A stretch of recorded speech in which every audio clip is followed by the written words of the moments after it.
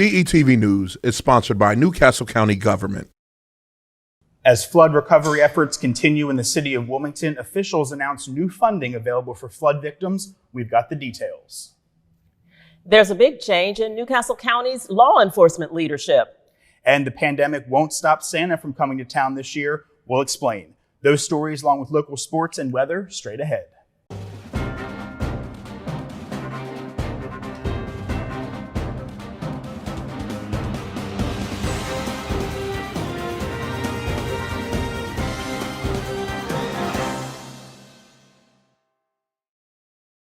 Hello and welcome to DETV News. I'm Lauren Wilson. And I'm Matt Ford. Thanks for joining us today. Topping the news this week, a former Wilmington Fire Department union president was sentenced Wednesday to 5 years in federal prison for possession and distribution of child pornography. Joe Leonetti Jr. faced up to 20 years in prison. He pled guilty in April following a federal search of his home in June of 2020 that led to the recovery of more than 2,000 images and videos of child pornography. Wilmington officials announced Wednesday additional funding is now available to homeowners affected by the recent flooding following Hurricane Ida. Money will be made available to residents experiencing problems in certain essential services, including plumbing and damage to HVAC systems. Mayor Mike Przicki says the city is having problems reaching affected residents to make arrangements for assistance. Homeowners must call 311 in order to receive the funding. As many as 275 property owners were affected by the flooding. That's both commercial and residential. While power has been restored to about half of the properties, city officials are aware quite a few households are still experiencing plumbing as well as electrical and gas issues. Help is still available for cleanup assistance through the Crisis Cleanup Hotline and other services. For a complete list of resources, visit the City of Wilmington's website seen on your screen. That's www.wilmingtonde.gov. Volunteer efforts continue to be a major part of the flood recovery here in Wilmington. An international disaster response organization is in the city through next week to help victims.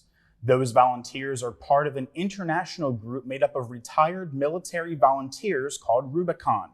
Bob Bledsoe tells DETV News they are doing a muck and gut, jobs like pulling water from basements, cleaning homes of mud, and tearing down damaged drywall. Bledsoe says he's impressed with the assistance from the city. Those at Wilmington's Emergency Management Headquarters and Public Works have been busy every day, hauling away debris after historic flooding.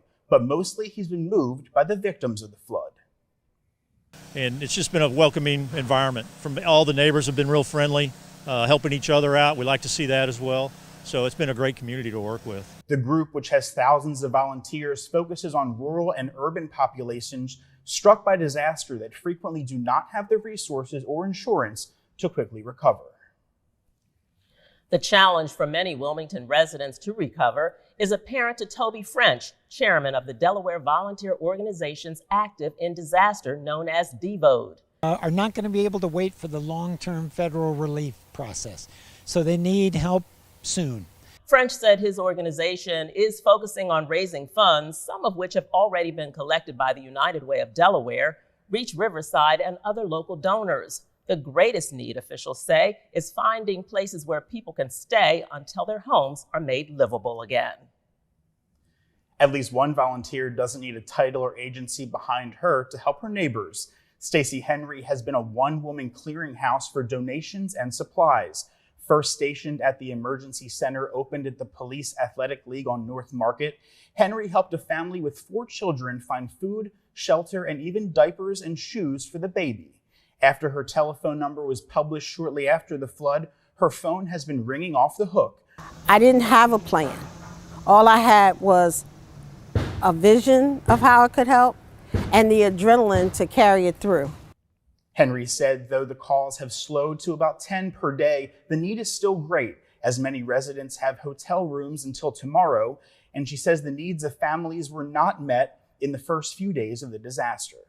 What we thought was going to be shelter and safety and food and whatever turned out to be dysfunctional, like chaos, almost as bad as the disaster, because there really wasn't the resources needed, the immediate, and I really want to specify the immediate resources for these families. In other news, more than 100 people attended a town hall meeting Tuesday night to hear what solutions lawmakers have for an underground auto show shown in Marshalltown known as the Kirkwood Cruise. For years, owners of vintage and tricked-out cars have gathered in parking lots along Kirkwood Highway to show off their vehicles. But police say this year the event became downright dangerous when drivers performed multiple burnouts and drag races that led to a violent crash. Several lawmakers met with police to learn whether laws could be changed to make the event safer. Representative Mike Ramone told the crowd the state is still looking at several measures like audio boxes that can measure the sound of cars, take photos, and issue tickets similar to red light cameras. The state may also consider higher penalties for drag racing and change laws to allow citizens to make speeding and other complaints.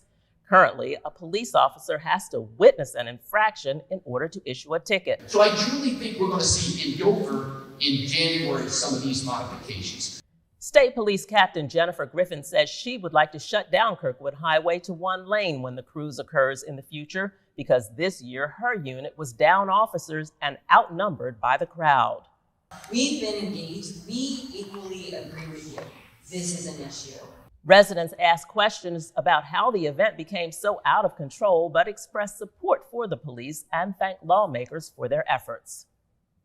In an effort to improve safety on the east side of Wilmington, more than 300 dusk-to-dawn energy-efficient LED lights were installed on front porches this Wednesday, sponsored by City Councilwoman Xanthia Oliver in partnership with the East Side Civic Association and the help of Innovative Inc. Light Up the East Side meant new fixtures for residents in the 16-block area. First of all, we're a beautified neighborhood, but mainly it deters from crime. Harold Stafford, president of the board of directors for the HELP Initiative, said his organization has installed more than 6,000 similar lights in Dover, Seaford, and West Wilmington, to name a few. Funding is through the Energize Delaware agency. Volunteers helped install the new lights. Residents were asked to be home between the hours of 10 a.m. and 3 p.m. 2 longtime police officers have been nominated for promotion by Newcastle County Executive Matt Meyer. Current Newcastle County Police Chief Vaughn Bond, the first African-American police chief, was nominated to the position of Newcastle County Public Safety Director, and Captain Joseph Block was nominated to replace him. Both men assumed their new roles October 1st in an acting capacity, pending Newcastle County Council approval. County Executive Meyer praised Bond as a trailblazer. As Director of Public Safety, he will collaborate with the Fire Department and oversee the divisions of Police, Emergency Medical Services, Emergency Communications, and the Office of Emergency Management. Block is a 27-year police veteran. He was promoted to captain in 2017. He serves on several commissions and is an active volunteer in community organizations like Special Olympics Delaware. A Democrat-led Delaware House committee will take no disciplinary action against a Democratic lawmaker who used a racist and sexist slur to refer to sex workers. Following a closed-door meeting of the House Ethics Committee, committee members unanimously agreed Representative Gerald Brady did not violate legislative rules of conduct and that no further action will be taken. Brady, who is executive director of the Delaware AFL-CIO, made the comments in an email he inadvertently sent to an advocate for decriminalizing prostitution, thinking he was forwarding that email from the advocate to another person. Amid public backlash and calls for Brady's resignation, Democrat House leaders ordered him to complete sensitivity training and to reach out to members of the Asian American community in an effort to regain their trust. A week later, Brady announced that he would not seek re-election after his current term expires. Stay tuned. Your weekend forecast is coming up next. It looks to be a good one. Stay with us after this break. You're watching DETV News. My name is Caitlin. I'm 6 years old. I like to go to the beach with my cousins. When I was a baby, I was very sick. And then I got a liver transplant from an organ donor. He saved my life. This gift of life was made possible by an organ donor. Imagine what you could make possible. Sign up as an organ, eye, and tissue donor. Go to organdonor.gov. Meet Norm. He lives with anxiety, but with the help of this latest innovation from Be Normal, he can be normal, just like everyone else. With the swipe of a finger, you can project happiness, confidence, machismo. Why settle for being real when you can be normal?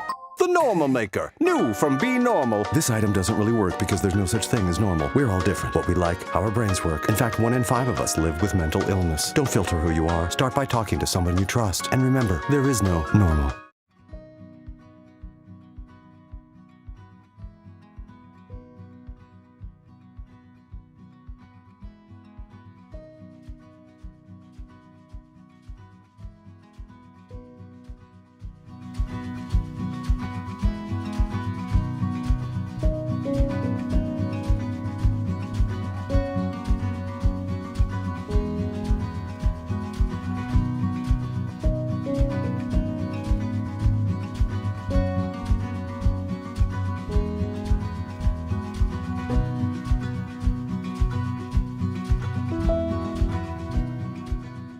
Welcome back.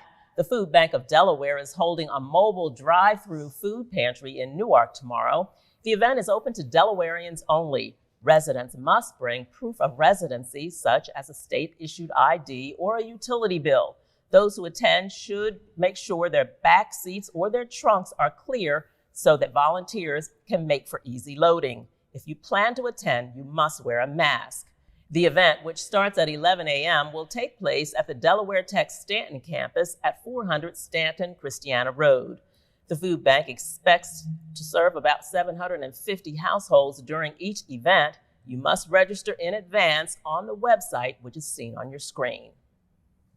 Now to Sussex County. After nearly 6 years of being closed due to health and safety concerns, the Milford Middle School may be getting new life. But that all depends on the outcome of a community vote next month. The Milford School District is hoping residents will vote yes in support of a referendum to revitalize the historic school for use once again. Milford's population has grown over 22% in recent years, and kids under 18 make up over a quarter of the city's population, with barely enough room for students in the district's current schools. Officials say revamping the closed middle school will solve that problem. Revitalizing the school will take a lot of time and a lot of money, though. The cost is estimated to be around $57 million. To pay for that, taxes would go up for city residents, and some of the costs would be shouldered by the state. A referendum vote is set for October 27th. The growing number of COVID cases has prompted at least one hospital to make some changes. Patients scheduled for elective surgeries requiring an overnight stay at Beebe Hospital will have to wait. The Downstate Healthcare Service announced Monday elective surgeries will be paused. Beebe has seen an increase in COVID-19 hospitalizations, plus an increase in unrelated serious medical issues. The hospital reports more than 95% of their hospitalized COVID-19 patients are either unvaccinated or partially vaccinated. No word yet on when overnight elective surgeries will resume. More than 180,000 properties will be reassessed in Sussex County following a series of community meetings. According to Sussex County government, 5 public meetings and a virtual session have been scheduled for the public to have the opportunity to understand the complex process. The process will begin in October and is the first general reassessment for the county. Completion is scheduled for 2024. This reassessment process follows a legal fight over real estate values used by Delaware's counties to calculate annual property tax bills with revenue collected for local government services and public education. Sussex County has joined the state, as well as Kent and Newcastle, in settling a lawsuit earlier this year. As part of the settlement, the counties agreed to conduct a general reassessment of all properties within their jurisdictions. For more information, including a Q&A section, check out the Sussex County website.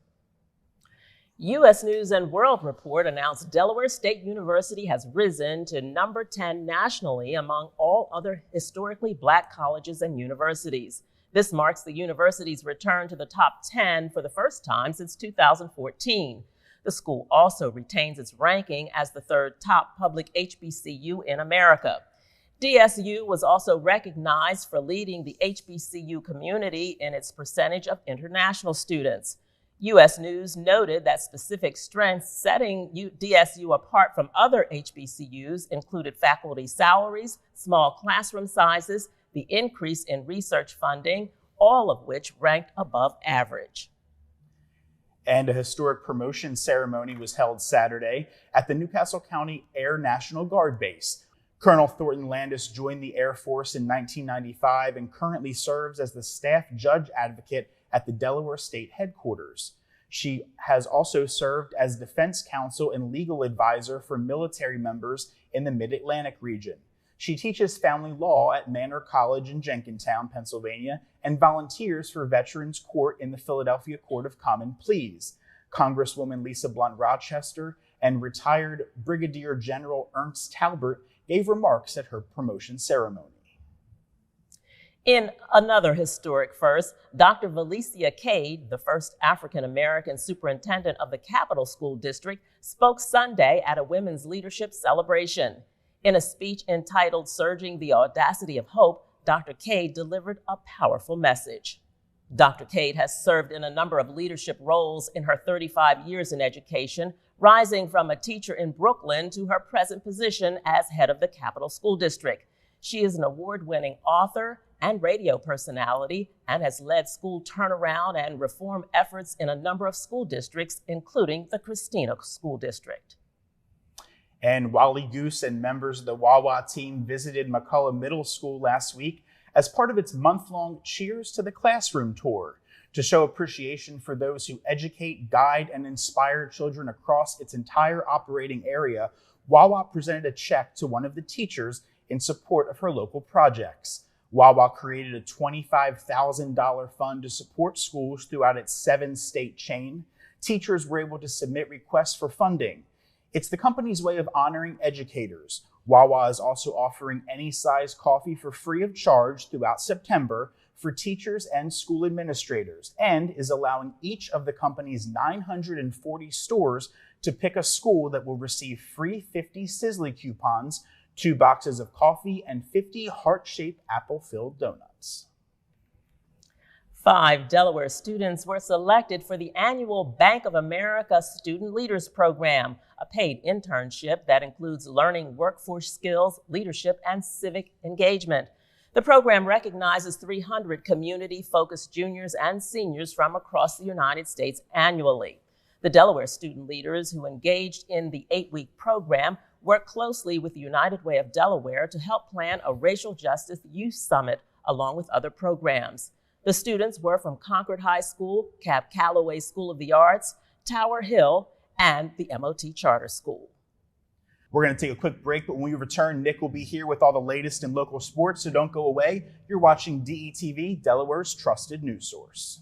Hey guys, Ashley Christopher, founder and CEO of HBCU Week Foundation. And HBCU Week 2021 will be live and in person from September the 26th through October the 3rd here in the city of Wilmington. And I'm Mike Przicki, mayor of the city of Wilmington. And thanks to our brand ambassador, Stephen A. Smith, we've had the opportunity to host thousands of people here in the city of Wilmington for HBCU Week since 2017. The cornerstone event of HBCU Week is our college fair. And since 2017, more than 3,000 kids have gotten acceptances on the spot and more than $12 million in scholarships directly from the universities. And this year, we have an additional $7 million in scholarship opportunities directly from our corporate partners available to students who attend the fair. There's nothing we do in Wilmington that makes us prouder than creating opportunities for our kids to go to some of the great colleges and universities in this country. And we look forward with excitement to hosting you from September the 26th through October the 3rd. For tickets, for registration for any event, visit hbcuweek.org. Welcome back to DETV News. I'm Nick Alessandrini, and we had some big moments in week 1 of our fall season this past week, and we even have some bigger things to look forward to this upcoming weekend in week number 2. But we will get started with some quick scores from last week and begin with the St. Mark's Spartans, who held on to a 21-20 victory over Red Lion. St. Mark's quarterback Chase Padalano rushed for 2 touchdowns, and running back Donovan Ortiz scored 1 on the ground as well. Red Lions' Dejon Jones had 2 touchdowns on the ground, and Kyle Manley caught a 55-yard touchdown from quarterback Matt Krause. The extra point was the only difference in this one, and the Spartans get the victory 21-20. Woodbridge was down heading into the fourth quarter of their opener versus Cape Henlopen, but the Blue Raiders and new coach Marvin Dorley would score 4 touchdowns late to get the win 35-21. What a game it was for Kenny Newton. He scored 3 rushing touchdowns and returned an interception for a touchdown as well in the win. Jordan Baines added 2 touchdowns for Cape Henlopen, but Woodbridge with a big win last week. Former Wesley coach Chip Knapp earned his first win as the coach of Dover High School on Friday as the Senators got a big victory over Hodson 19-6. Jordan Moran threw 2 touchdown passes to the University of Delaware commit Elijah Sessoms. Sessoms had 5 catches for 108 yards and those 2 touchdowns. Jaquan Kilby also had 137 yards rushing, and the Dover defense held Hodson to just 23 first-half yards. Big win for the Dover Senators. So far in the 2021 high school football season, there have been numerous schedule changes due to a shortage of officials. The shortages continue this week as multiple games scheduled for Friday night have now been changed to tonight. McCain versus Conrad is now set for tonight at 6 o'clock. Milford and Lake Forest will also be tonight at 6:30, and Caravel and Sussex Tech will be tonight at 7:30. Some big games this weekend to look forward to, and the game that the state has kind of been talking about all week is the Harvest Bowl. Maybe the top 2 teams in the state in Middletown and Smyrna. They will meet Friday at 7 o'clock, and you can catch that game on Delaware Live Sports. Also a big week for college football and the undefeated University of Delaware Blue Hens. The Hens took care of business last week in their home opener against St. Francis, 27-10. Nolan Henderson, he went 18 of 23 for 259 yards and a touchdown. Dejan Lee added 58 yards and a score on the ground. Thyrick Pitts scored for his second consecutive week as he was able to get in the end zone on a 30-yard catch and run in the fourth quarter. Pitts finished with 61 yards and a score. But now the Hens must turn their attention to the Big Ten. Delaware will travel to Rutgers on Saturday, where they will meet the undefeated Scarlet Knights.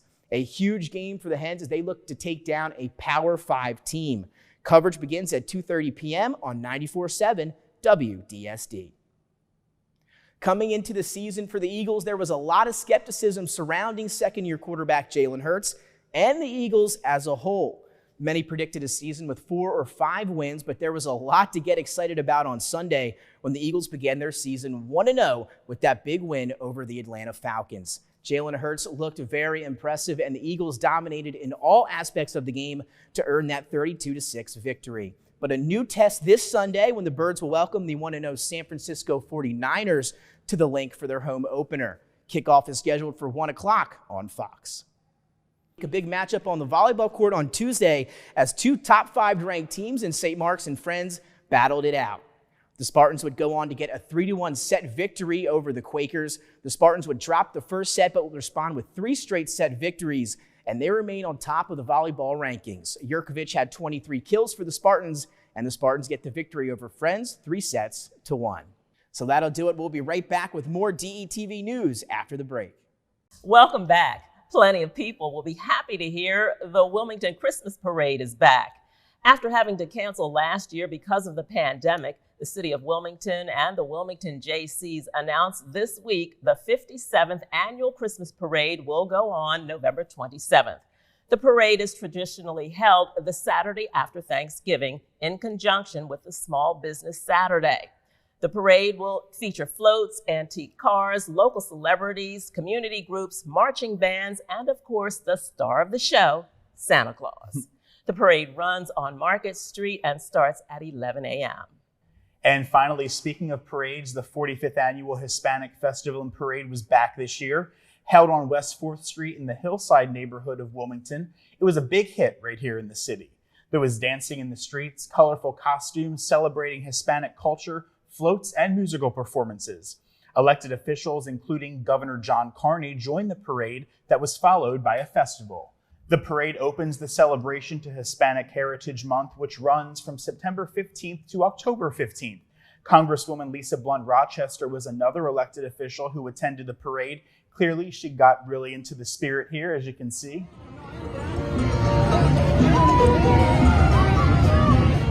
She certainly got some moves there. She did a great job. She does have some moves. And when you have such a serious job, it's good to see someone just have a good time. Absolutely, absolutely. We appreciate that. Well, that is our week in review. Thanks for watching DETV News.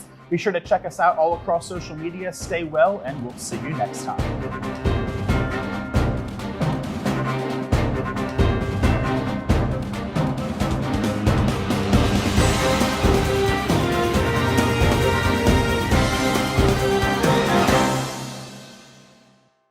DETV News is brought to you by DART, Delaware Public Transit Service, moving you forward.